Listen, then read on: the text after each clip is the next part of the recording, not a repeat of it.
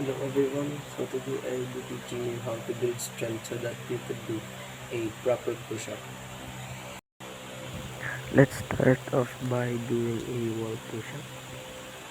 When doing this push-up, put your hand against a flat surface vertically like a wall and make sure to maintain your body straight. Also, don't set your hands too far away from your body or too close. Just put it in the right distance. As you can see, your hand position should be like an arrow. So the next push-up is the incline push-up.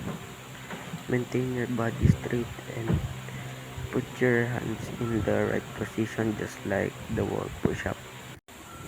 The next push-up will be a knee push-up. I would recommend doing the knee push-up on a mat so your knees won't hurt as much. This is this will be the first push up you would do on a floor. Also make sure that you will maintain proper form. After that you could do a half push up.